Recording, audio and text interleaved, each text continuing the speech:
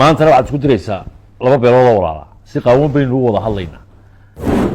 ninkaas haysa waa in adeerka waxaad u bareeraysaa oo aad la hadlaysaa oo aad geed gaaban iyo geed gaabanba u fuushantay waa Cabdicasiis Maxamed Samaale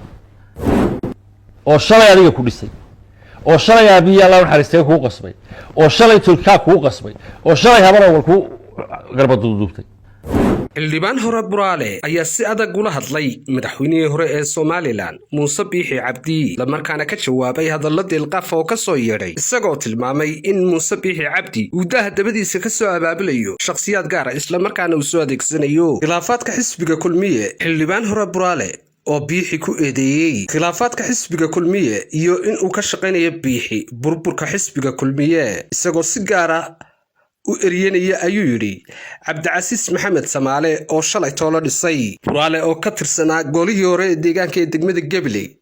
ayaa sidoo kale xildhibaan hore Buraale ayaa Biixi ku eedeeyay in aanu soo badheerin isla markaasina uuna toos u ataagin ujeedooyinka iyo qorshayaasha uu leeyahay isagoo sidoo kalena la hadlay xildhibaan Kaare oo ka tirsan xildhibaanada golaha wakiilada kuna tilmaamay in Kaare uu ku sifoobay isku dirka bulshada walaalaha ah waa sida uu Buraale hadalkiisa u dhigay waxna hadaladiisii kamid ahaa bismillaahir rahmaanir rahiim allahumma salli ala sayyidina nabiyina muhammadin wa ala alihi muhammad waxaan doonayaa caawa inaan ka hadlo laba qodob oo ku saabsan arrinta xisbiga kulmiye oo bariyahanba ay dadaha dabadiisa ka wadeen arrintaas waxaan u kala qaadayaa laba qodob qodobka koowaad waxa weeye waa xildhibaan Siikaawin in la yiraahdo oo gudoomiyada degmada Farweynaha oo ku tababartay xaaladahan iyo mushkiladahan dalka intan dambe ka bilowday qodobna waxa weeye waa niman weligii bareerihiisa fagaara ka sheegan inuu dad ka soo dhaxal mooyaan qodobka koowaad waxaa la xildhibaan Siikaawin wax badan baynu aad ku celcelisay aytanka iyo yootanka inaad ka aytanto TV-yada iyo madaxda qaranka iyo xisbiga adigoo maxay haytay shalayto ku soo biiray xisbiga xildhibaanada golaha deegaanka iyo kuwa baarlamaanku midna ma go'aamiyaan siyaasadda xisbiga xisbiga hoggaan buu leeyahay guddi fulineed buu leeyahay guddi golo dhex uu leeyahay wuxuu leeyahay nidaam soo dhisnaa oo soo jira muddo 20 sano in ka badan sanadkii 2008 ayay ahayd xilligaan ku biirnay golaha dhexe ilaa xilligaana waxaa laga yaabaa inaad elementary ku jirtay mushkiladaaduna waxa weeyaan waa isku dir iyo dhibaato iyo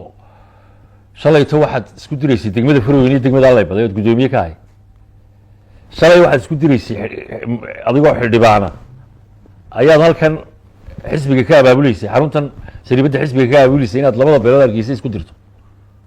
maantana waxaad isku diraysaa laba beelood oo walaala si qaawan baynu u wada hadlaynaa taasi waa taa waxaad ku anjeebaysay inaad xarunta xisbiga ku qabanayso Britoole haddaad xilliyadood nin tahay Britoole xarunta Kaalebal oo aad nin tahay oo aad xisbiga iyo awood leedahay xarunta xisbiga nagu Kaalay Britoole anaga joognay taasi waa taa tanna waxaan leeyahay waa odaygan weyn adeerkana aan kursiga saarnay ee aanu soo wixii dad loo qabanayay ilaa 1987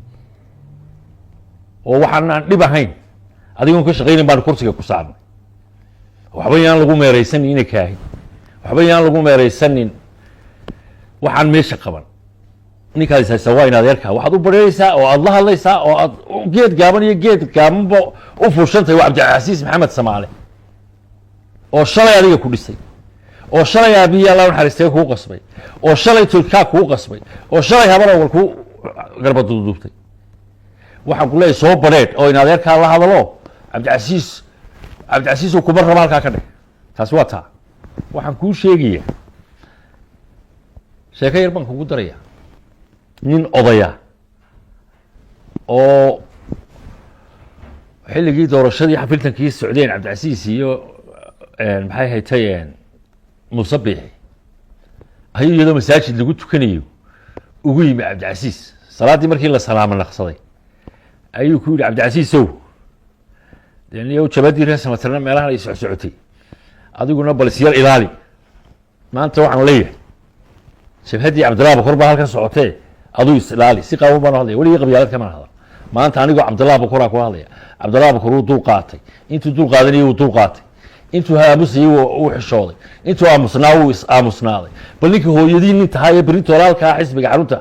اسكو كان عليه نين يري نوي وحبيان لا اسكو قرقرين نيو وحبيان إن كاين لقوا مارسن وحبيان لوران محمد كاهن نيك أوسع توا عبد العزيز محمد سمالي عبد العزيز محمد سمالي طلبوا كذا شيء عبد الله بكر لينا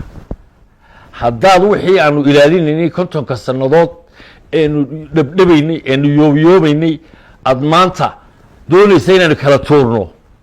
وبليك وحكد دميان إيه وحكد بابايان هلا أركي وبلدقيس الرئيس ما لالو هبرا ولا يسوق هاي مقلة لمن بكر الساقان عوي أروح تلك يسوق كان بليك وحكد بابايان ينك وحكد دميان ينك وحكو أي أروح تلك يسوق كان أنا أقول مني هنا عيال بيسا صاحب عيال أما عيال بيسا سوق حيسا مدال تموري سوق حيسو أروح توقع حلوت حسب جبلني هو يدين الشيء اللي باعي هل كهاي ما دوح كسمين يا كسمين أنا عبد الله بكرة تاكو هذيت waxay noqotay dhibaatooyinkii horeen konton sano in ka badan hadda doonaysa diiwaanka dawal lagu soo fiqi laakiin ka hadlaymayna caawa arrin xisbi baynu ka hadlaynaa taasi waa taa like and share soo la follow garee page-keena maxamed Jubba wad maatantii waa maxamed xasan sheekh maxamed Jubba warbaahinta Jubba Media Gabiley